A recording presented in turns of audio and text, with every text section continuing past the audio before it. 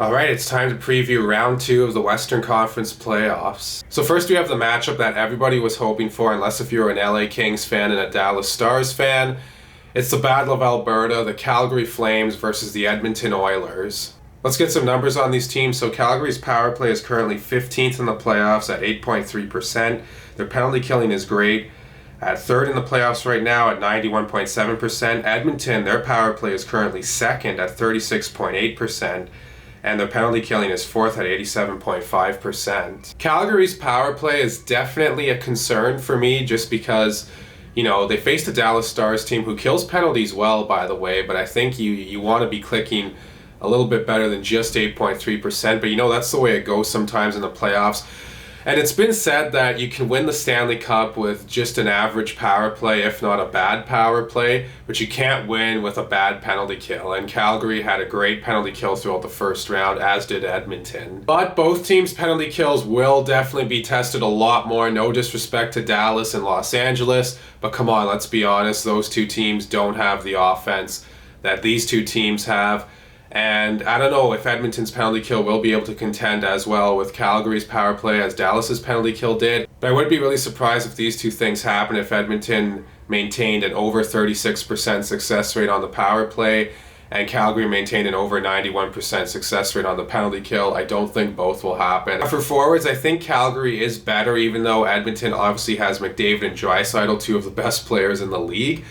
But I just think Calgary's more deep, and I think in the playoffs your depth really gets tested, and that's when you see the teams that are actually deep and the teams that, you know, might have some superstars, but maybe they're not that deep through lines 3 and 4, kind of get exposed. And I think that could happen in this series for Edmonton. On defense, I would definitely say Calgary is better there.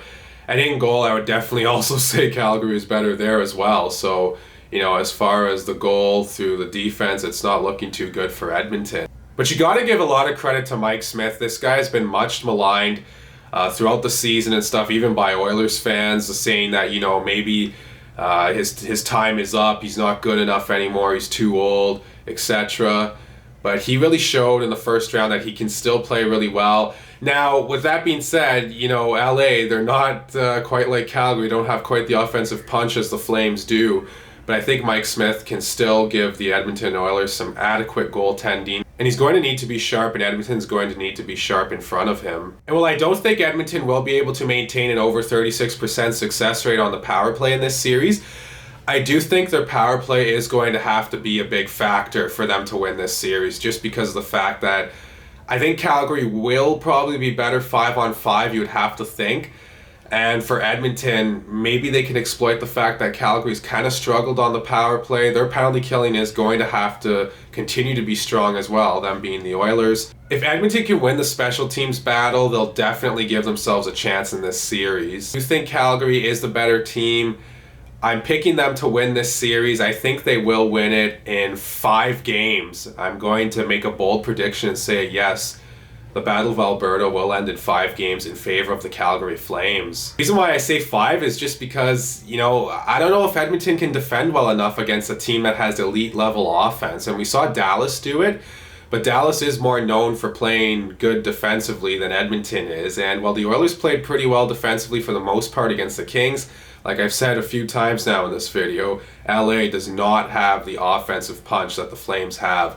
And I think Edmonton could find themselves in trouble. I hope this series, you know, I hope the Oilers prove me wrong and it doesn't end in 5, because I would like a nice long series for the Battle of Alberta. But, you know, I don't know. I just don't see a scenario where Edmonton can really push it far and have it go to 7.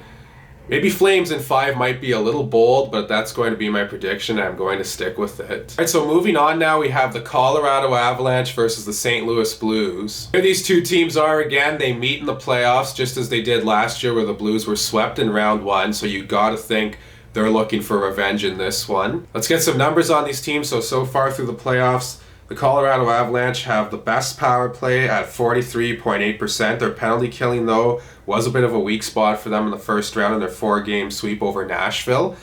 At just 76.9%, that's 11th. St. Louis, their power play was really clicking as well in the first round, 30.8%, that's good for 4th. And their penalty killing was pretty strong too at 83.3%, that's good for 7th. Now, as far as who's better at what position, I think Colorado has the better group of forwards, but it's not as lopsided as some people might think. St. Louis is a very deep team offensively. Yeah, they maybe don't have the superstars that the Colorado Avalanche have, but St. Louis, like I said before, very deep offensively. Lines 3 and 4 can really hurt you, probably better than most other teams in the league. On defense, I'd definitely say Colorado is better, and in goal, I would also say Colorado is better as well. I think Darcy Kemper, he's going to be back from injury now, so I think he's definitely a better goalie than Jordan Binnington. No disrespect to Binnington, he won that Stanley Cup. He was a big part of St. Louis winning that Stanley Cup as well in 2019. But I do think Darcy Kemper is better. I don't have a ton of faith in Binnington these days. He's looked kind of shaky the last couple of years, but he did look good in the games he played in round 1 against Minnesota. Kemper looked great as well up until his injury, so that'll be an interesting goaltending duel. In St. Louis, they really exploited Minnesota on the penalty kill in round 1. Their power play was a big reason why they won that series. I thought 5-on-5, Minnesota was probably the better team. But like I said, the Blues, they win that series on the power play, and, like it's always been said, you can play a good game 5-on-5, but if your penalty killing is not good, you'll easily lose, because if you're giving up 2 or 3 power play goals a night, you just don't give yourself a chance. And one area, here's where I'm going with this, one area that I think the St. Louis Blues could exploit Colorado in this series is on the power play once again. Just because I don't think Colorado has that strong of a penalty kill. And obviously, as we all know, St. Louis's power play has been on fire all year long throughout the regular season and through the first round of the playoffs. And the Colorado Avalanche have a lot of pressure on them to win this series. They have to get out of the second round. It's been, 3 years in a row now that they've lost in round 2. And I think in order for Jared Bednar to have some job security going forward, I think making it past the second round will go a long way for that.